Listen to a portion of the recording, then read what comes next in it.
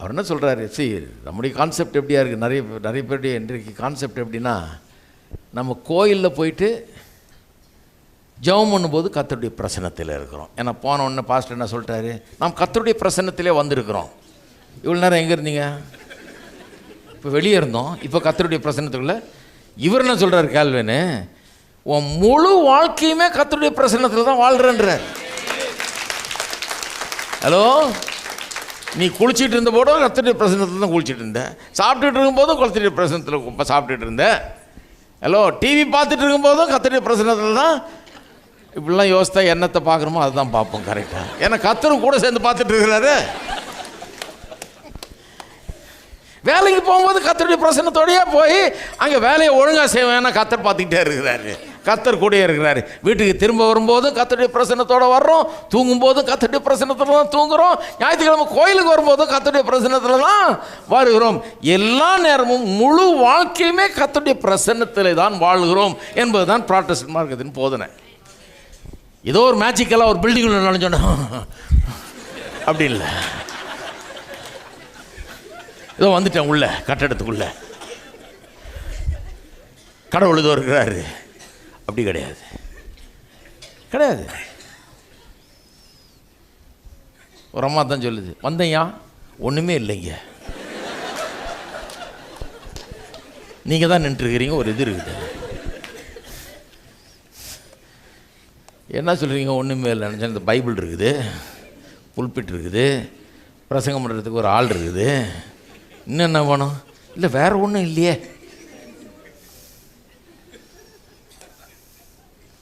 எதையாவது ஒன்று வைக்க வேணாமா இங்கே? நீங்கள்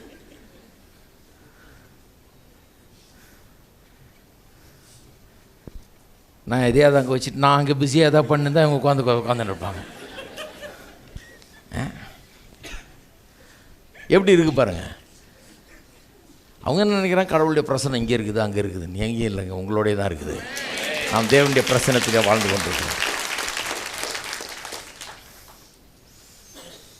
அப்போ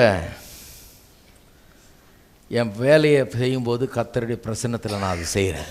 கோயிலுக்கு வரும்போது கர்த்தருடைய பிரசன்னத்தில் இருக்கேன்றதில்லை, வேலையில் இருக்கும்போதும் கர்த்தருடைய பிரசன்னத்தில் தான் நான் இருக்கிறேன். அப்போ இதை இப்படி போதிச்சா அந்த சமுதாயம் எப்படி வேலை செய்யணும்னு பாருங்கள். நீங்கள் நாளிலேருந்து அந்த எண்ணத்தை யோசித்து பாருங்கள். கொஞ்சம் வேலையில் இருக்கும்போது கர்த்தருடைய பிரசன்னத்தில் நான் வேலை செய்கிறேன்னு யோசித்து பாருங்கள், எப்படி வேலை ஓடும் பாருங்கள். இதோ டீ குடிச்சிட்டு வரேன்னு 1 மணி நேரம் பொறுத்து வருவான். ஆனால் கேட்டிங்கன்னா என்னன்னா, பேர் ஜோன்ஸு, ஜேம்ஸு, ஜார்ஜு இப்படிலாம் இருக்கும். மேத்யூவில் ஆரம்பித்து ஜான் வரைக்கும் இருக்கும். ஆனால் என்ன, கர்த்தர் எங்கேயோ இருக்கிறார், நம்ம இங்கே தானே டீ கடைக்கு வந்துருக்குறோம் பிரதர்.